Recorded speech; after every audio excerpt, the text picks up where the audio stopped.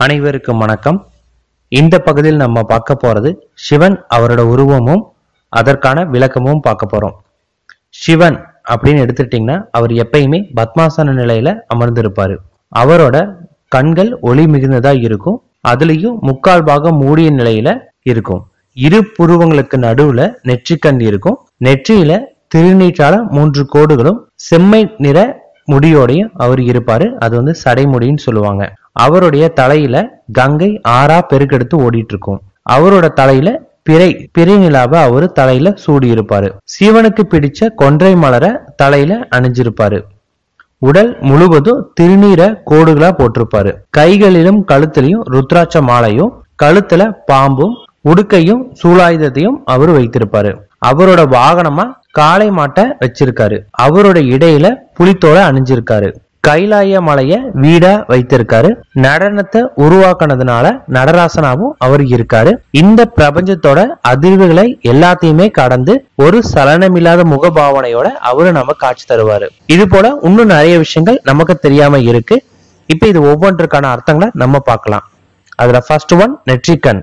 நெற்றிக்கண் அப்படிங்கிறது என்னன்னு கேட்டீங்கன்னா, நம்மளுடைய 2 கண்களுக்கு மூக்கிற்கு மேல சுழிமுனைக்கு புருவங்களோட இடையில ஒரு சின்ன ஊசி துவாரத்துல அதுல 10ல் 1 பாக அளவுக்கு ஒரு நுட்பமான ஒரு சின்ன ஹோல்ஸ் இருக்கும். நம்ம உடம்புல உள்ள முடியோட ஹோல்ஸ் இருக்கு இல்லைங்களா, அதை விட ரொம்ப சின்ன ஒரு ஹோல்ஸ் இருக்கும். அந்த ஹோல்ஸ் தான் நெற்றிக்கண்ணுன்னு சொல்லுவாங்க. இத பாத்தீங்கன்னா ரொம்பவும் லேசான ஒரு ஜவ்வு மாதிரி ஒண்ணு மூடிட்டு இருக்கு. குண்டலினி சக்தியை மேலே எழுப்பி தலையோட நடு உச்சி பாகத்துக்கு கொண்டு வரும்போது ஒரு அளப்பரிய ஞானம் தோன்றும். அப்போதுதான் இந்த நெற்றிக்கண் திறக்க ஆரம்பிக்கும். நெற்றிக்கண்ணால பல விஷயங்கள் நம்மளால உணர முடியும். நெற்றிக்கண் மிகவும் சக்தி வாய்ந்ததாகவும் நெற்றிக்கண் ஞானத்தை உச்சத்தை அடையிறதாகவும் குறிப்பிடுறாங்க. அதனாலதான் நம்ம சிவனை பார்க்கும்போது அவர் அனைத்தையும் தெரிஞ்ச ஞானத்தினால அவருக்கு நெற்றிக்கண் திறந்த நிலையில் இருக்கு. அடுத்தது உடுக்கை. உடுக்கை இந்த பிரபஞ்ச படைப்போட ஒளியை குறிக்கிறது. உடுக்கை அடிக்கும் போது ஓம்ங்கிற ஒரு பிரணவ மந்திரம் ஒலிக்கிறது. இந்த நாத ஒளி பிரபஞ்சம் ஆக்கத்தின் பிறப்பிடமாகும். பிரபஞ்ச படைப்பை ஆக்கும் ஆனந்த தாண்டவத்தை தொடங்கும் முன்னர் சிவன் உடுக்கைய 14 டைம் அடிக்கிறாரு. இது பிரபஞ்ச இயக்கத்துக்கு தேவையான சாஸ்திரத்தை உருவாக்குது. இவ்வாறு பிரபஞ்ச இயக்கத்துக்கு தேவையானவற்றை உருவாக்கிய பின்னர் சிவன் அந்த ஆனந்த தாண்டவத்தை தொடங்குறாரு. ஆகவே உடுக்கை பிற பிரபஞ்சத்தோட படைப்பட ஒளி குறிப்பா அது இருக்கு. அடுத்தது அவரோட தலையில உள்ள சந்திரன். பிறை சந்திரன் வளரும் தேயும் குணமுடையது. கால சக்கரத்துல வளர்ந்தாலும் தேய்ந்தாலும் மாறி மாறி நிகழ்த்து கொண்டே இருக்கக்கூடிய ஒரு விஷயம். காலத்தை நம்ம இரவு பகல் உணர்ந்தாலும் தினமும் நிகழும் கால மாற்றத்துல சந்திரன் நம் கண் முன்னே காலம் நகர்ந்து செல்வதை நம்மளால ரொம்ப எளிதாகவே உணர முடியும். இந்த பிரபஞ்சத்தை படைத்த இறைவன் காலத்தையும் வென்றவர். இந்த தத்துவத்தையே அவரு பிறைச்சந்திரனை நமக்கு உணர்த்துறாரு.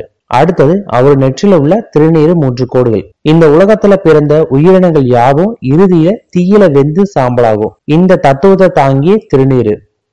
காராம் பசு, அதாவது கருப்பு பசுவோட சாணத்துல அதிகமான மருத்துவ குணங்கள் இருக்குது. இந்த சாணத்தை தரையில படாம புடிச்சு அருகம்புல் மேல விழ வச்சு அந்த அருகம்புல்லோட சேர்த்து நெருப்புல இட்டு திருநீர் போல ஆக்குவாங்க. அதை பூசி வரனால தீராத நோய் தீரும் அப்படின்னு மருத்துவ நூல்கள் கூறுது. இந்த திருநீர் உடல்ல உள்ள நீர்த்தன்மையை உறிஞ்ச வல்லது. நம்மை சுற்றி உள்ள நன்மை தரக்கூடிய நல்ல அதிர்வலைகளை மட்டும் உள்வாங்கும் தன்மை இந்த திருநீருக்கு இருக்கு. திருநீற்றை முக்குறியா அணிகிறோம். காரணம் ஆணவம், கண்மம், மாயை இந்த 3 மலங்களை வேரோடு நீக்கிறது. அதை எரிச்சு சாம்பலாக்குறது தான் இந்த தகுதியா குறிக்கிறாங்க. இத ஆதாரமா சொல்றதுதான் திருநீரு. அடுத்தது சூலாயுதம். 3 முனைகளை கொண்ட சூலாயுதம் சிவனோட இச்சா, கிரியா மற்றும் ஞான சக்தியை குறிக்குது. இச்சையினால படைத்தலும் கிரியனால காத்தலும் ஞானத்தால பெறுதலும் ஆகும்.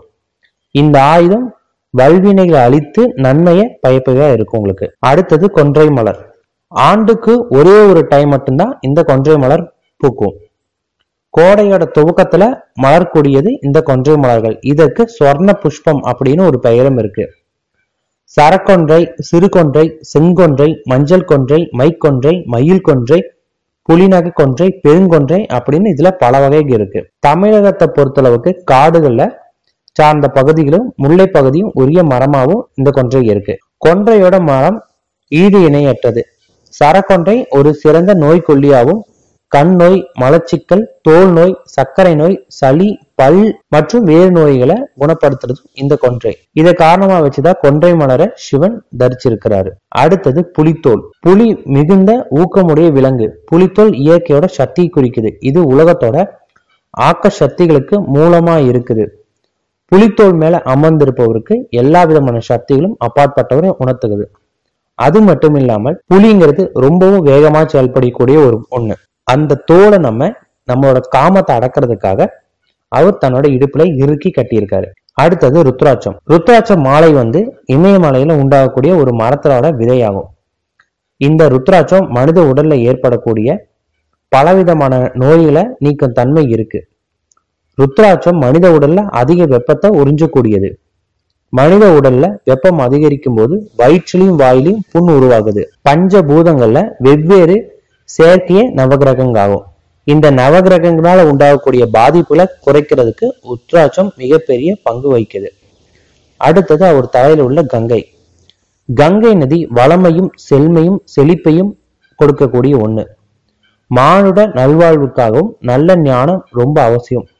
இதை கிடைத்துக்கரிய ஞானத்தை மாற்றத்தாலையும் நலிந்து விடாமல் தலைமுறை தலைமுறையா ஊடுருவி செல்வது அவசியம். இந்த ஞானம் தலைமுறையை கடந்து செல்வதையே கங்கை நதி உருவாகிறது.